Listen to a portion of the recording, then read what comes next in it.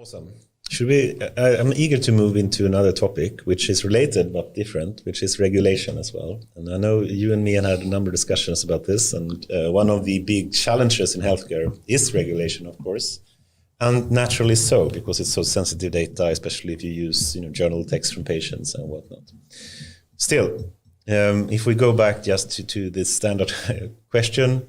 We have GDPR, of course, and I think we need no introduction to what that is, but it has its problems and its good sides as well. How would you describe the pros and cons of GDPR?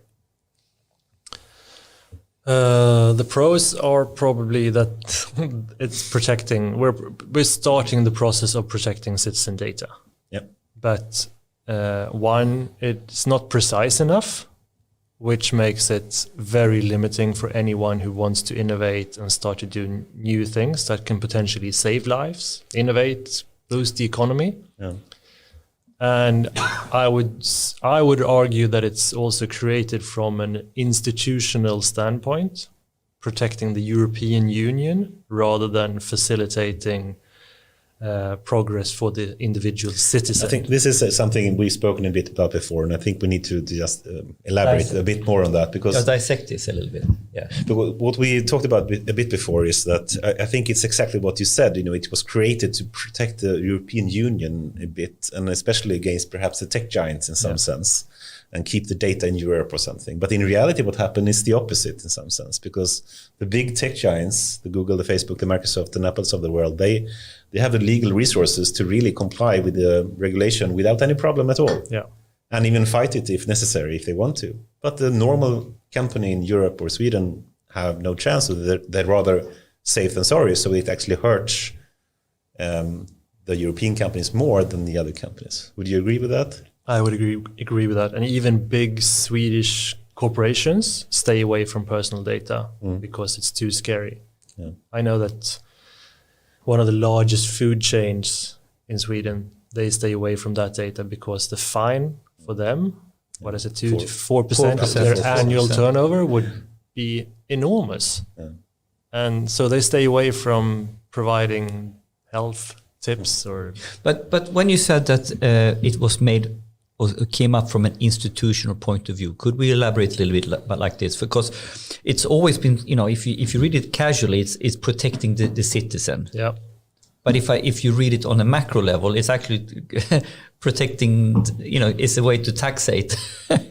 I don't know. I mean, like how big is it? A different level here? When you say it's protecting the European institution more than the citizen, what do you mean with that? I mean, obviously it's subjective. Mm-hmm. That's my interpretation from a communication standpoint. After work, we are politically correct. No, but also the way the EU communicates, it is from an EU standpoint. They don't exemplify with how a citizen is affected by this. No. Currently, we don't own our medical data in Sweden. We never did. So exactly. What's to protect? I mean, what's the difference? I still can't use that data and share it with a healthcare provider in another country. I don't have that control. So and we still have all these open services where you can search for anyone in Sweden as long as they have a publishing license. Yeah, so it's very. If you start doing these examples like you do now, you're picking it apart. This. No, I mean, I think it probably stands if they would have also provided guidelines for what's okay and a framework for how to collaborate and work together with the EU, or here in Sweden, our data inspection authority, who has a mandate to facilitate the flow of free data, but don't have enough budget to provide that service. But you said something now when you talked about actually. Someone has highlighted the next generation of internet is the whole custodianship of your data. Who owns my data? Who owns the data? So the whole GDPR concept is also falling flat when you actually say we actually never own our data. No. So who are you protecting? No, maybe there's another part of the law which is about custodianship of data, and then you get to this whole conversation of what they're doing in Estonia or whatever. Like, it's my data. Yeah, I believe strongly in that. I think the EU is struggling with how to cope with China and the US, how to kind of win or compete. And I think the key or the way forward would be to harmonize data structure and give or regulate ownership of data to each EU citizen and controllership. Because then you create a value in data. Yes. That our citizens can trade with. Yes, abroad. I fully agree with this. And also a mental awareness that your data is yours. And maybe you care about it more, and then we can have different appetite for if I want to share it to get good service or if I want to have it private. Yeah, I think it should be the same way as you turn off and on roaming in your phone, you should be able to turn on and off access to your data. But this is a core component of the regulation that we haven't, I mean, like GDPR sets this, but it kind of doesn't work if you don't have this part as well. No, I agree fully. So eager to argue, play the devil's advocate. Do it. I want to. It sounds like you love the cookie law. Cookie law. The law from GDPR properly that claims in every website has to have a pop-up saying, do you accept to use cookies or not? And no one really, reads the law or the reasons behind this, and everyone is super annoyed about it, and it becomes this kind of crying wolf problem where the whole purpose behind it, which is good, diminishes and is destroyed. So even though I agree partly, it's super important to execute and implement it in the right way. And I think they failed so miserably in this case. Yes, I agree. Yeah, I agree with that as well. but I think what we talked about now is a nuance. We had a conversation about GDPR and that we failed, and we've gone down that rabbit hole several times. But now we started to, we entered into the custodianship of data conversation, which I think is another side of the coin here. We failed here, so we need to still fix that. But even if we do that better, isn't this custodian topic quite important as well? Who owns my data? Or is that completely different? I have a mixed view of that, actually. Yeah? I think it's important to understand. I'm not sure I know exactly what I think. I haven't really thought this through to have an informed discussion about it. But I think people are, the feeling is, one view that I have a problem with at least, is that they say that Facebook have so much data about us, Google have so much data about us, Apple have so much data about us. We should extract the data from them, take over the ownership of that. No, I don't think so. I think, we can actually easily, from a company point of view, if you had similar kind of services, build up data ourselves. Then, of course, we need to be super transparent. We need to be able to raise the data, etc. But, they provide a service and they create the data, and we allow them to do that without really understanding what they do. That is a problem. I feel I'm tramping in a...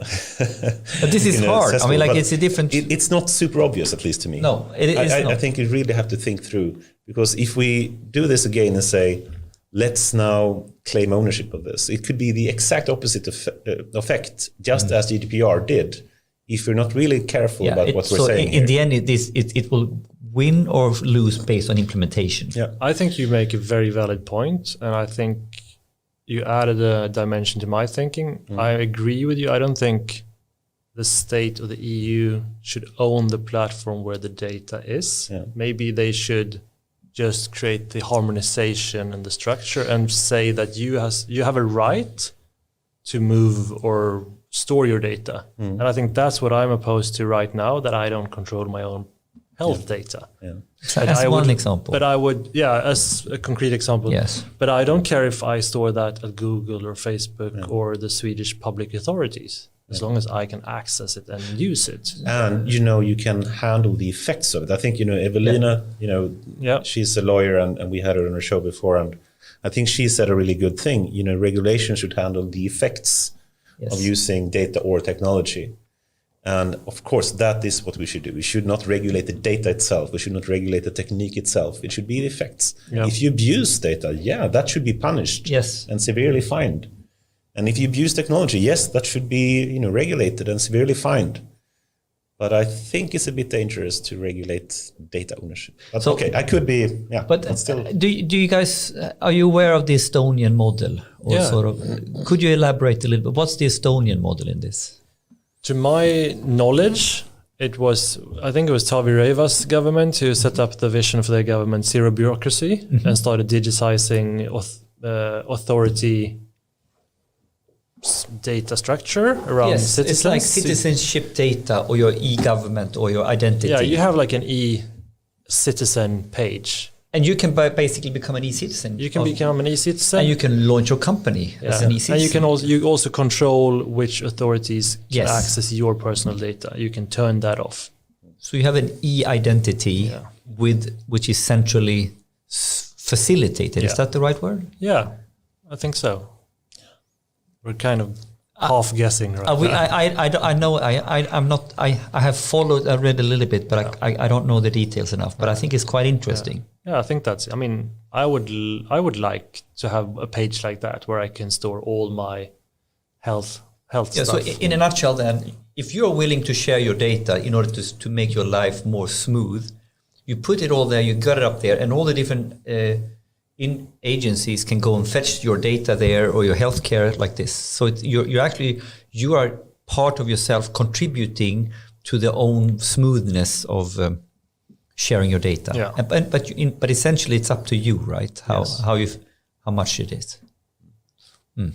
Interesting. Cool. Just looking a bit in the future as well about regulation, and we know it's a number of upcoming new acts coming up in Europe, and one of them is trying to regulate differently based on the risk, or if it's high risk AI or low risk AI. Do you have any initial thoughts about this? I haven't read up enough on it to have a very good opinion on it, but I've read a little bit, and I'm a little bit curious about the process of assessing the risk, since my interpretation is that we don't currently live in a regulation world where we plan 10 years ahead or 20 years ahead. Yeah, true. So we assess the immediate risk. Yeah. But does this go back a little bit to what we discussed with Evelina? Is this the risk? Yeah, should be. Yeah. So, I mean, one danger, and I don't think, even though I read part of it, and I certainly haven't read everything, and it's not very well versed in it, but a bad interpretation, at least, if you be a devil's advocate again, is that they would define risk by sector, saying healthcare is a sector which is high risk. Therefore, any kind of AI application in that sector is high risk, including administration. Administration, which is then crazy, right? Which would be really strange. And I hope I'm wrong, and I think I am. But, if you were to really think about, once again, even the intention is good. Of course, if it's high risk and have potential bad effects, then it should be regulated harder. I think that core idea is good. But if you implement it poorly by simply saying this sector is blah, blah, blah, then that will be horrible. You're screwed up. Especially for the healthcare sector that needs AI so much. It would be a detriment if you're not doing it right for the health, for the public sector, by the way. The whole public sector will have a problem.